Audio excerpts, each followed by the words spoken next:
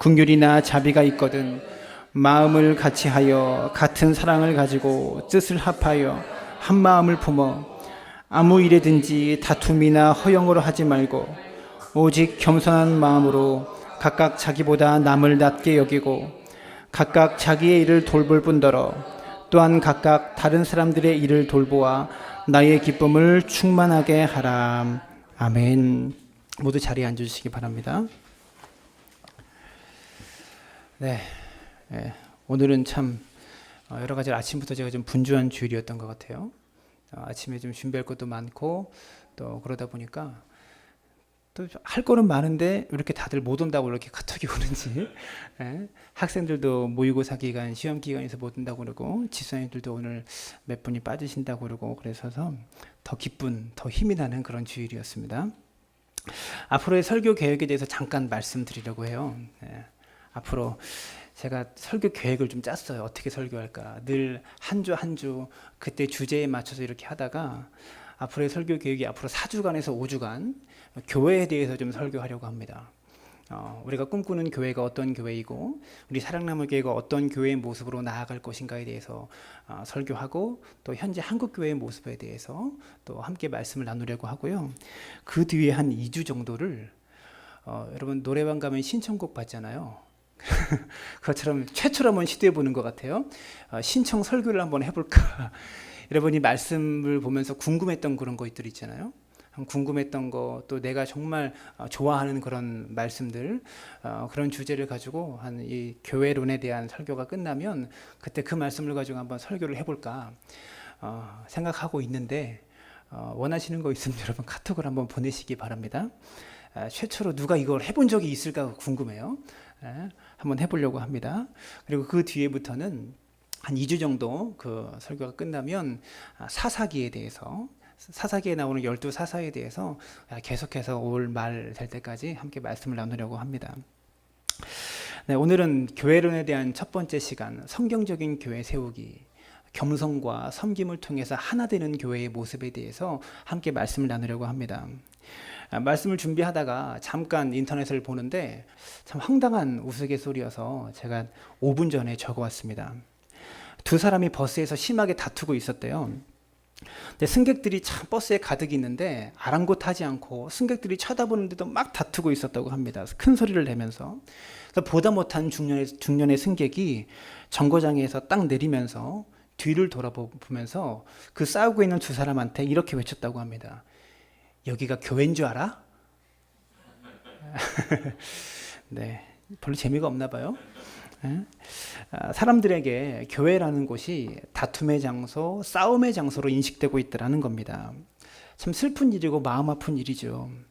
여러분, 세상 속에서 일어나는 큰 다툼은 작게 느껴지지만 교회 안에서 일어나는 작은 다툼도 세상 사람들에게 엄청나게 느껴지고 크게 느껴진다는 것이죠.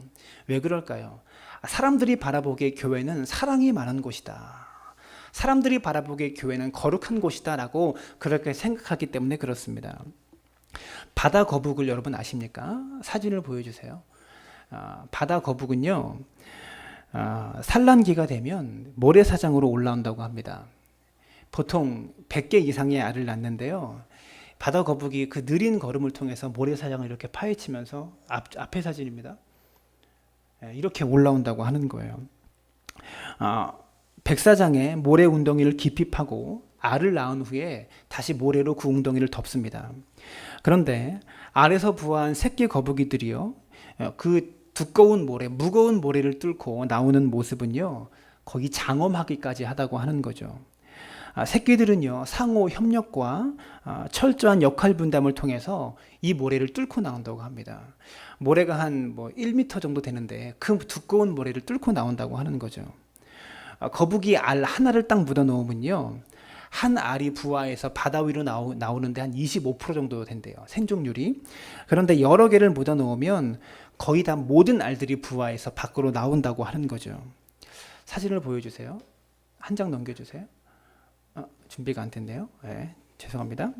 어떻게 앞으로 나오냐면 그 맨 위쪽의 새끼들은요, 이렇게 거북이 알 100개가 쌓여 있으면 맨 위쪽의 새끼들은 열심히 머리 위에 모래를 막 걷어낸다고 해요.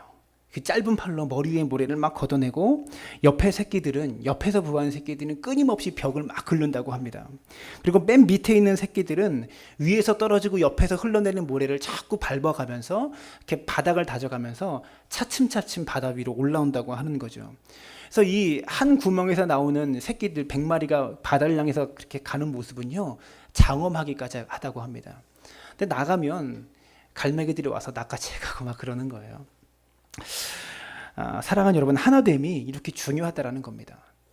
뭔가가 하나 되어서 뜻을 이루고 일을 이룬다는 것이 이렇게 중요하다라는 거죠.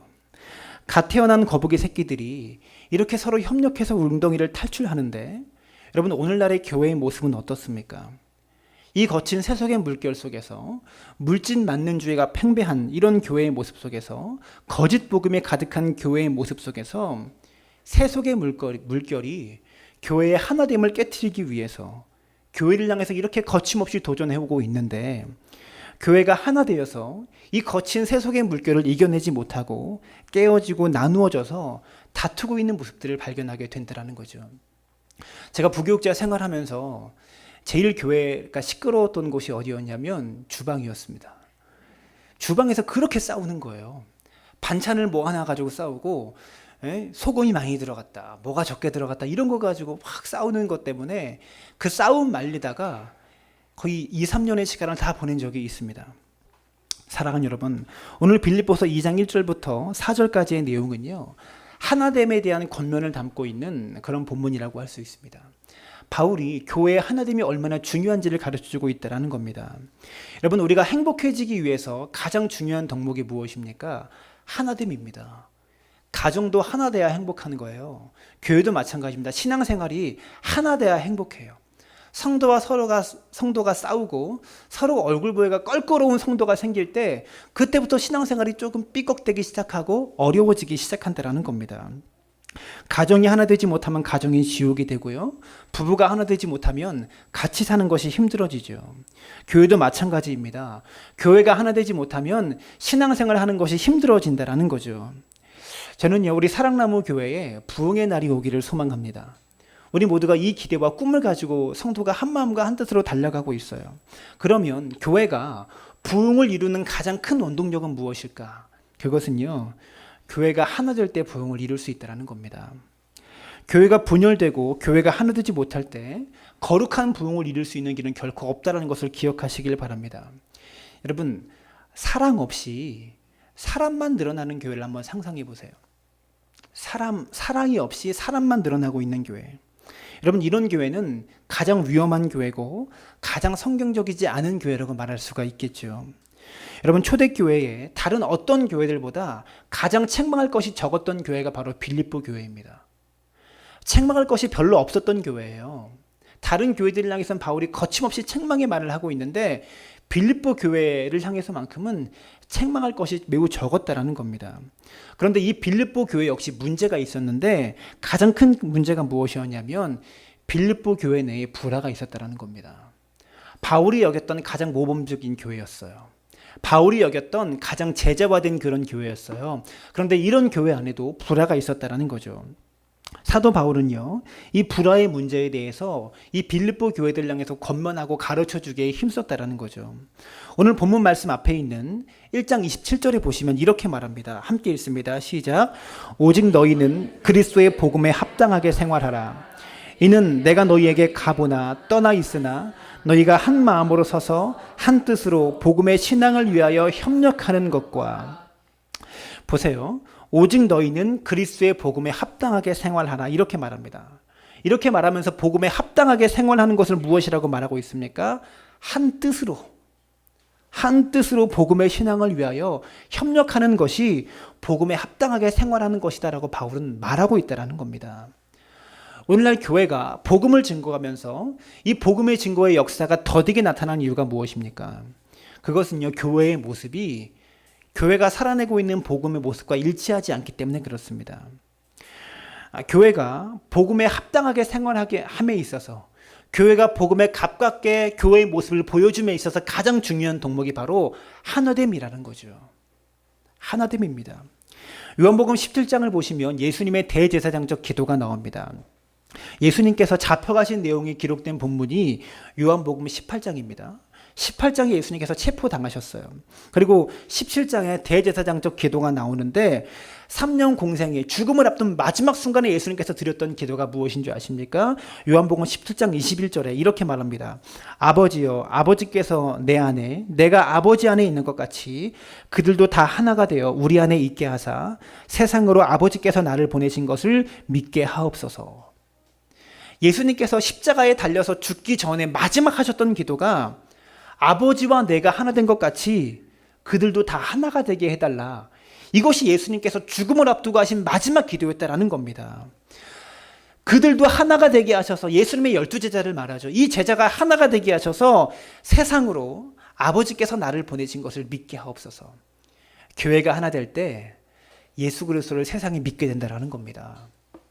성도와 성도가 하나 되지 못할 때 세상은 예수 그리스도를 믿을 수가 없다라는 거죠. 다음 절인 22절은 또 이렇게 말합니다. 함께 읽습니다. 시작. 내게 주신 영광을 내가 그들에게 주었사오니 이는 우리가 하나 된 것 같이 그들도 하나가 되게 하려 함이니이다. 예수님께서 십자가 순환을 당하시기 전에 마지막 핵심적인 기도가 무엇입니까? 제자들의 하나됨이었습니다. 예수님께서 계셨을 때 예수님을 중심으로 제자들이 똘똘 뭉치고 하나 되었어요. 그런데 예수님께서 승천하시고 난 뒤에 제자들이 하나 되지 못할까 봐 예수님께서는요, 그것을 제일 걱정하시면서 기도하고 계시다라는 사실이죠. 사랑하는 여러분, 예수님께서는요, 우리의 어설픈 손에 교회를 맡겨두고 가셨습니다. 우리의 초보 같은 이 어설픈 손에 하나님의 교회를 우리의 손에 맡겨두고 가셨다라는 거죠. 그리고 예수님께서 맡겨두고 가시면서 제일 걱정하셨던 것이 교회가 하나 되지 못할까 봐, 제자들이 하나 되지 못할까 봐 그것을 제일 걱정하셨다라는 겁니다. 사랑하는 여러분, 우리 사랑나무 교회가 직면하고 있는 가장 큰 어려움, 직면하게 될, 아직은 교회가 분열이 없고 다툼이 없어요. 한국 교회가 가장 직면하고 있는 가장 큰 어려움은 무엇일까요? 사탄의 가장 큰 위협은 무엇일까요? 그것은 단언컨대 사탄의 공격은 교회의 하나됨을 깨트리기 위해서 사탄은 지금도 열심히 교회를 공격하고 있다는 사실입니다. 사탄의 주된 공격 방법은요, 하나됨을 깨트리고 연합을 깨트리는 겁니다. 이 시대의 사탄은요, 가정을 깨트리고 있어요. 교회를 깨트리고 있어요. 하나님께서 세우신 가장 중요한 두 가지 기관을 사탄은 무너뜨리는데 혈안을 내고 있다는 사실입니다. 지금 이 시대에 전례 없이 가정이 분열되고 있고요. 교회가 분열되고 있다는 것을 기억하셔야 됩니다. 교회가 하나됨을 이루는 것보다 중요한 것은 없습니다. 가정이 하나됨을 이루는 것보다 중요한 것은 없습니다. 가정에 돈은 많은데 가정이 하나 되지 못한다고 생각해 보세요. 얼마나 불행합니까? 교회도 마찬가지입니다. 교회는 성장해 가고 있는데 교회마다 분열이 있고 다툼이 있고 나눔이 있고 싸움이 있다고 생각해 보세요. 근데 제일 안타까운 사람은요, 교회가 싸우고 가정도 싸우는 사람, 이 두 곳에서 다 싸움을 경험하는 사람이 제일 불쌍하고 안타까운 사람이에요. 둘 중에 한 곳은 평안해야 되는 겁니다. 여러분, 행복을 원하지 않는 사람은 한 사람도 없어요. 그런데 행복은요, 소유가 많아질 때 행복해지는 것이 아닙니다. 고대 철학자 가운데 세네카는 돈은 한 번도 사람을 행복하게 해준 적이 없다라는 말을 남겼습니다. 이 말을 깊이 생각해야 돼요. 그러면 여러분, 사람은 무엇으로 행복해질 것 같습니까?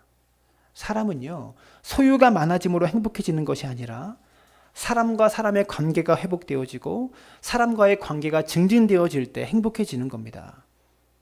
사람의 행복의 조건은요, 사람과 사람 간의 관계가 증진되어지고 나아지기 시작할 때 사람은 거기서 만족을 느끼고 행복을 느끼는 존재라는 거예요. 물질이 많아져서 행복해지는 것이 아니라는 거죠. 하나 되지 못하고 행복한 가정이 없고요, 하나 되지 못하고 행복한 교회가 없다라는 겁니다. 오늘 빌립보서 2장 1절과 2절은 이렇게 말합니다. 그러므로 그리스도 안에 무슨 권면이나 사랑의 무슨 위로나 성령의 무슨 교제나 긍휼이나 자비가 있거든 마음을 같이하여 같은 사랑을 가지고 뜻을 합하여 한 마음을 품어, 이렇게 말하고 있는 겁니다. 여러분, 그리스도 안에서, 이 말은 무슨 말이냐면 그리스도 안에서 무슨 위로나 성령의 교제나 긍휼과 자비를 경험하고 계십니까? 경험하고 있는 사람들만이 하나됨을 말할 수가 있고 같은 사랑을 가질 수가 있고 같은 뜻을 가질 수가 있고 한 마음을 품을 수가 있습니다. 그리스도의 사랑을 경험하고 있고 은혜를 경험하고 있는 사람이 한 마음, 한 사랑, 한 뜻을 품을 수가 있습니다라고 바울은 말하고 있다는 사실입니다. 이 세상에서 진정한 하나됨을 줄 수 있는 것은 오직 예수 그리스도의 사랑 안에서 거듭난 사람만이 진정한 하나됨을 경험할 수 있다는 겁니다. 우리가 하나님 안에서 경험하는 은혜가 있어야 하나 될 수 있다는 거죠. 빌립보서 2장 2절의 말씀에 보시면 마음을 같이하여 같은 사랑을 가지고 뜻을 합하여 한 마음을 품어, 이렇게 말하고 있어요. 네 가지 표현법이 나오는데요. 비슷한 이야기를 바울은 반복하고 있습니다. 마음을 같이하여 같은 사랑을 가지고 뜻을 합하여 한 마음을 품어. 같은 말을요, 말을 바꿔가면서 4번이나 강조하고 있다는 거죠. 사랑하는 여러분, 이렇게 한 마음을 품는 것, 바울은 이것을 매우 중요하게 여기고 있다는 겁니다. 빌립보 교회는요, 책망받을 것이 별로 없는 교회였어요. 근데 이 교회도 하나 되지 못하고 있었다는 사실입니다. 아프리카 밀림에서 가장 강한 동물이 뭘까요? 밀림에서 가장 강한 동물, 사자라고 생각하죠. 근데 사자보다 더 센 동물이 있대요. 뭐냐면 개미라고 합니다. 개미가 아프리카에서는 제일 무섭다고 하는 거죠. 개미가 떼를 지어 이동하면 그 길이가요, 한 3km에서 4km 정도까지 길어진다고 합니다. 밀림의 맹수들도 개미 떼를 보면요, 소리 지르면서 숲으로 도망간다고 해요. 몸집이 가장 큰 코끼리도 겁을 먹습니다. 밀림의 왕이라고 불리는 사자도요, 개미 떼가 오면 반대 방향으로 쏜살같이 도망간다고 하죠. 밀림에서는 개미가 제일 무섭습니다. 개미에게 잘못 걸리면 순식간에 개미 밥이 된다고 하는 겁니다. 수십만 마리의 개미가 몸에 붙어서 살을 뜯어 먹으면 견딜 수 있는 짐승이 한 마리도 없다라는 거죠. 다음 장면을 보여주세요. 이게 아프리카 개미래요. 사람의 살을 이렇게 뜯고 있는 겁니다. 맹수들이요, 개미를 무서워하는 것은 개미의 힘이 강해서가 아닙니다. 이 개미의 협동심 때문이죠.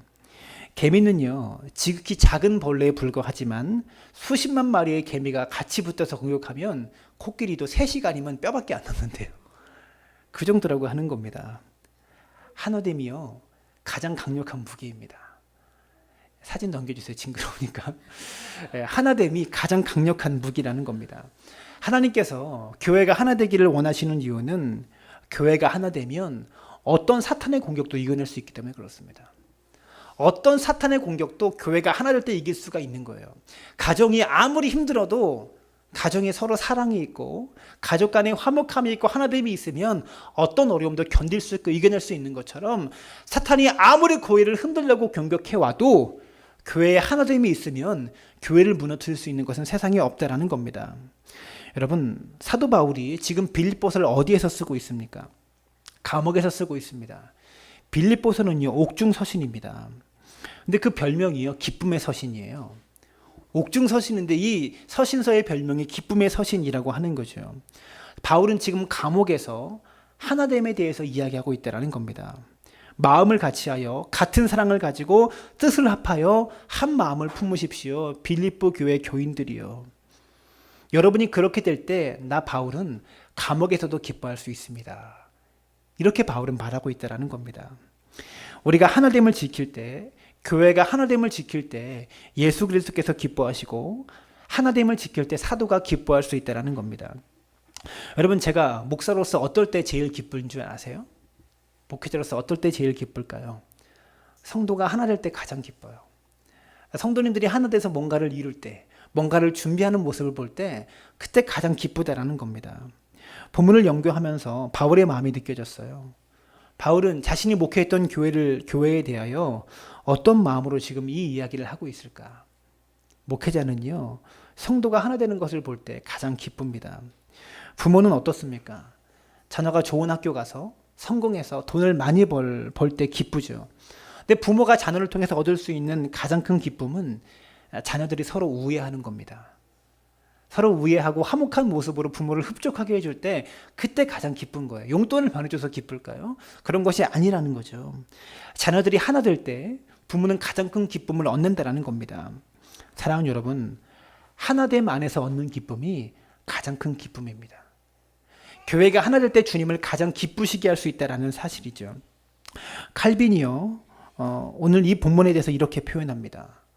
오늘 우리가 읽은 본문에 대해서 칼빈은 이렇게 말해요. 바울은 교회만 잘 되어 간다면 자기 자신에 대해서는 전혀 걱정을 하지 않습니다. 그의 눈앞에 고문이 기다리고 있고 처형자가 바로 옆에 있었지만 이 모든 것이 교회가 제대로 되어가는 것을 볼 때 그가 얻게 되는 기쁨을 막을 수 없었습니다. 바울은 감옥 안에서 고문이 지금 자신을 기다리고 있고 처형관이 사형수가 언제 자신을 불러갈지 모르는 그런 상황이지만 교회가 제대로 되는 것을 볼 때, 하나 되는 것을 볼 때 얻는 기쁨을 사형수도 고문도 뺏어갈 수 없었다라고 칼빈은 이렇게 이야기했다라는 겁니다. 사랑하는 여러분, 이런 소원이 여러분에게 있으십니까? 교회가 제대로 되기만 하면, 교회가 하나 되기만 하면 이런 소원 가질 수 있는 우리가 되어질 수 있게 되기를 바랍니다. 여러분, 안타깝게도 제대로 된 교회를 만나기가 어려운 시대에 우리는 살고 있어요. 참된 교회를 만나기가 어려운 시대에 살고 있습니다. 다른 교회 이야기할 것 없고 우리 교회가 제대로 된 교회의 사명 감당하면 됩니다. 우리 교회가 하나 되는 마음으로 그런 모습으로 성도의 아름다운 교제가 있으면 되는 것이죠. 우리가 제대로 된 교회를 세우고 그 교회 안에서 신앙생활을 하는 것을 기뻐할 수 있도록 우리 삶 가운데 어떤 어려움이 닥쳐도 교회가 제대로 서기만 하면 얻게 되는 기쁨, 이 기쁨이 사도 바울에게만 있는 기쁨이 아니라 저와 여러분에게 있는 기쁨이 되어지기를 바랍니다. 사도 바울은 그 이후에 불화의 원인을 3절에서 진단합니다. 불화의 원인은 한마디로 말하면 개인주의입니다. 개인주의 때문에 불화하는 거죠. 그리고 그 개인주의는 두 가지 형태로 나타납니다. 다툼과 허영이라고 사도 바울은 이야기하고 있다는 거죠. 다툼은 무엇입니까? 자기 이익에 대한 집착을 다툼이라고 합니다. 자기 이익에 대한 집착. 허영은 자기 이름에 대한 집착, 자기 영광에 대한 집착, 이것을 허영이라고 하는 겁니다. 이 두 가지의 집착이요, 참 내려놓기 어려운 집착이에요. 자기의 이익과 자기의 이름. 교회에서 신앙생활하면서 내려놓기 가장 어려운 집착이다라는 거죠. 자기의 이름과 자기의 이익에 대해서 집착하다 보면요, 시기하고 질투합니다. 그리고 과도하게 경쟁한다라는 거죠. 사랑하는 여러분, 무엇이 옳은가, 무엇이 바른가를 뛰어넘어서 무엇이 은혜인가, 이것을 먼저 생각할 수 있는 성도님들이 되어야 한다는 겁니다. 잘못된 말, 거짓말 이런 것 하지 않기를 바랍니다. 거짓말의 특징은 무엇입니까? 악을 선으로 바꾸는 것을 거짓말이라고 합니다. 자신이 잘못한 것은 있는데 이 잘못한 것은 싹 빼버리고 자신이 당했던 것만 부당하게 이야기하는 것, 이것을 거짓말이라고 하는 거죠. 이런 거짓말들, 자신을 포장하는 말들, 이 말들이 교회 분열의 원인이 된다는 겁니다. 저는요, 여러분이 잘못된 말, 거짓말 하지 않기를 바랍니다. 포장해서 뭔가 다른 사람에게 자신이 잘못된 것을 감추면서 이야기하지 않게 되기를 바랍니다.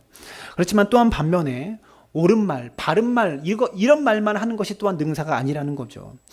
옳은 말, 바른 말 하면서 상처를 줄 수 있다는 것을 생각하는 것이 지혜로운 사람이다라는 겁니다. 옳은 말과 바른 말을 뛰어넘어서 은혜의 말을 할 수 있어야 된다는 겁니다. 스펄전 목사님이 이런 말씀하셨어요. 교회는 사랑이 없어서 망하는 것이 아니라 진리를 외치는 사람들 때문에 망한다. 목회를 하다 보면 이런 사람이 있어요. 목사님, 우리 교회는, 이 교회는 이게 어쩌고 저쩌고 저게 어쩌고 저쩌고, 교회를 사랑한다고 이것을 꼭 해야 된다고.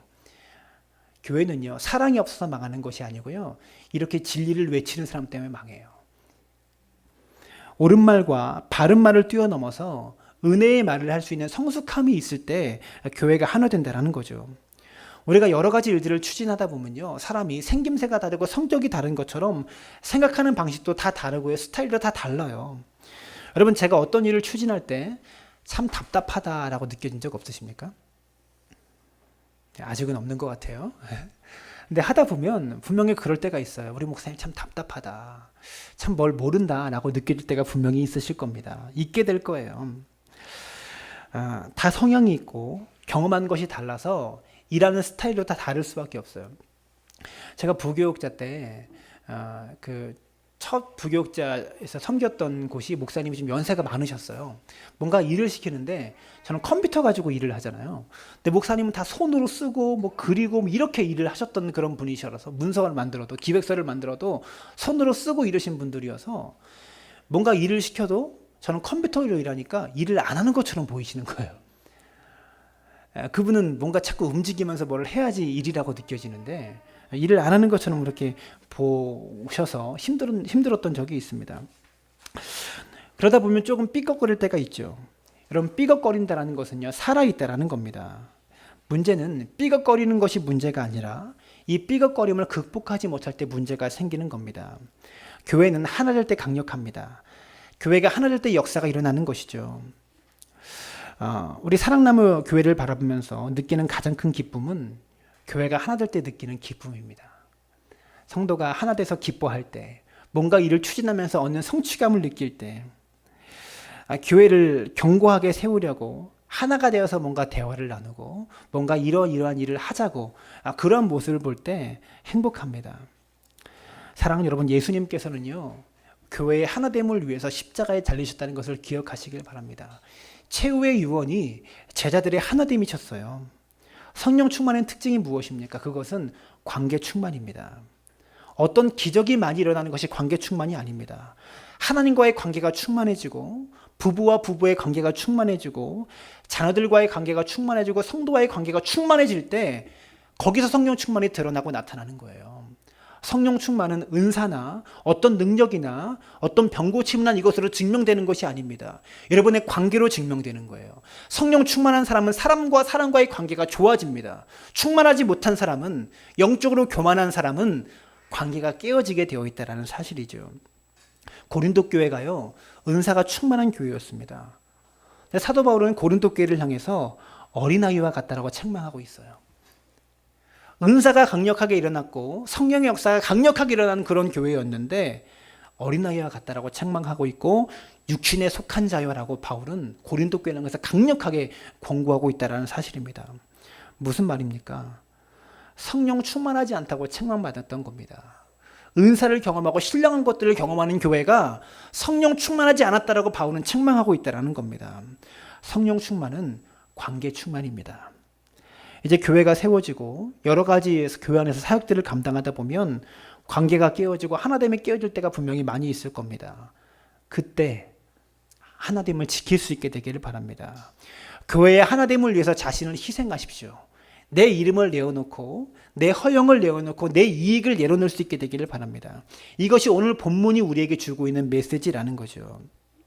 이제 바울은 어떻게 하나됨을 이룰 것인가에 대해서 말하고 있습니다. 이것을 두 가지로 이야기하는데 이 두 가지는 겸손과 섬김입니다. 자기보다 남을 낮게 여기고 라고 말합니다. 그러면 우리가 자기보다 낮게 여겨야 하는 남은 누구인가 하는 겁니다. 나보다 선하고 나보다 경건하고 나보다 성실한 사람 앞에 가면 자연스럽게 우리가 고개를 숙여지게 되어 있습니다. 나보다 나은 것이 많이 있기 때문에 그렇죠. 나보다 남을 낮게 여기고라고 했을 때 나보다 나은 점이 있는 사람만이 아니라 나보다 부족해 보이는 사람들까지도 나보다 낮게 여겨라라고 바울은 이야기하고 있다는 겁니다. 무조건적으로, 무제한적으로 나보다 남을 낮게 여기십시오. 이렇게 말씀하고 있다는 겁니다. 여러분, 교만이 무엇입니까? 교만이 무엇일까요? 내가 겸손하다고 생각하는 것이 바로 교만입니다. 우리가 예수님을 생각하고 십자가로 가까이 가면 갈수록 나는 아무것도 아닙니다 라고 고백하게 되는 게 당연한 겁니다. 예수님의 사랑을 깊이 경험할수록 바울은 어떻게 말합니까? 나는 죄인 중에 괴수다라고 말합니다. 그 정도로 겸손해지는 것이 바로 겸손이다라는 겁니다. 겸손은요, 상대적인 것이 아닙니다. 저 사람보다 내가 못해서 느끼는 것이 겸손이 아니라는 거죠. 십자가로 가까이 가는 사람은 겸손할 수밖에 없습니다. 십자가로 가까이 나아갈 때 참된 겸손을 경험할 수 있다는 겁니다. 바울이 순교하기 전에 쓴 책이 바로 디모데서입니다. 이 디모데서에서 바울은요, 나는 죄인 중에 괴수다라고 고백합니다. 죽기 직전에 쓴 책에서 이 겸손이 우리에게 있어야 한다는 거죠. 여러분, 또한 섬김이 필요하다고 말하고 있습니다. 4절에서는 섬김이 무엇인지 이렇게 표현합니다. 각각 자기의 일을 돌볼 뿐더러 또한 각각 다른 사람의 일을 돌보아 라고 말합니다. 여러분, 목회자로서 성도님들을 바라볼 때 성도가 성도를 알게 모르게 챙겨주고 섬겨주는 모습을 보면요, 목사로서 기쁨을 넘어서 보람이 생겨요. 성도가 어려운 성도를 알게 모르게 챙겨주고 도와주고 막 그렇게 위해주는 것을 볼 때 그때는 기쁨을 넘어서 보람을 느낀다는 거죠. 사랑하는 여러분, 서로를 돌보는 것, 매우 중요합니다. 참 좋은 말입니다. 각각 자기의 일을 돌아볼 뿐만 아니라 다른 사람의 일을 돌아보십시오.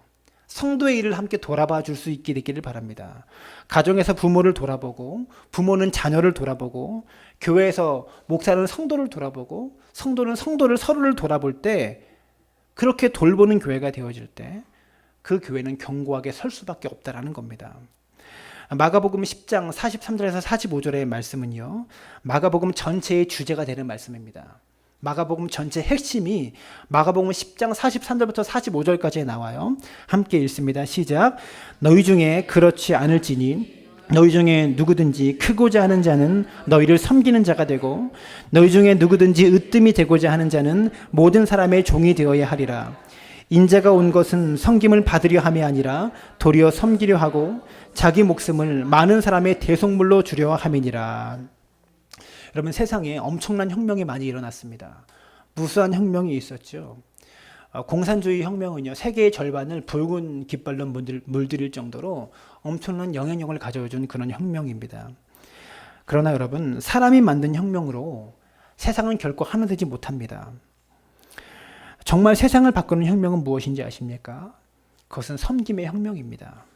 우리가 서로를 돌아보고 섬기려고 노력하고 서로의 아픔을 긁어주고 감싸주려고 노력할 때 진정한 혁명이 일어난다는 거죠. 제게 욕심이 있습니다. 목회를 하면서 욕심이 한 가지가 있는데, 우리 사랑나무 교회가 세상을 섬기고 이 화도 지역을 섬기고 가난하고 어려운 교회와 이웃을 섬기는 그런 섬김의 혁명을 일으키고 싶은 욕심이 있어요. 이 혁명에서는요, 최전방에 서고 싶은 그런 욕심이 제 속에 있습니다. 아직은이라고 말하면 제가 좀 무책임한 것 같지만, 아직은 우리의 모습이 우리 교회만 챙기기도 벅찬 모습이 많이 있어요. 그러나 분명히 제가 하고 싶은 것은 마을의 중심이 되는 교회, 이 마을에 뿌리 내리는 교회, 이 화도 지역에 가장 필요한 것이 무엇인가? 자녀 교육을 위해서, 그리고 또 어려운 이웃을 위해서 가장 필요한 것이 무엇인가? 그것을 바라보면서 성도가 교회 안에서 일하는 것이 아니라, 교회 기관들을 돌리기 위해서 봉사하는 것이 아니라 교회 바깥으로 영향력을 넓히기 위해서 봉사할 줄 아는 그런 성도로 세워가고 싶고, 그런 교회로 세워가고 싶은 것이 저의 욕심이고 꿈입니다. 말씀의 결론을 맺겠습니다. 제가 어렸을 때 좋아했던 장난감이 있어요. 부메랑입니다. 물의 정원 가서 연날리기 했을 때도 부메랑 가지고 막 놀더라고요. 연도 굉장히 재밌었는데 그거 좀 갖고 놀고 싶더라고요. 거기 가서. 이 부메랑은요, 호주의 원주민들이 사용했던 무기였다고 합니다. 공기 역학을 이용해서 이 부메랑을 던지면 던진 사람에게 다시 돌아옵니다. 사랑하는 여러분, 겸손과 섬김의 부메랑을 던지십시오. 교회 안에서 그것을 던지시고요, 교회 바깥을 향해서 던지십시오. 그러면 자신에게 돌아옵니다. 내가 교회 안에 어려운 성도를 돕고 섬기고 나누면 그것이 반드시 나에게 보상으로 돌아올 때가 있어요. 꼭 보상을 받기 위해서 섬기는 것이 아니고요. 교회가 세상을 향해서 겸손과 섬김의 부메랑을 던질 때 그 부메랑이 반드시 교회로 돌아오게 되어 있다는 겁니다.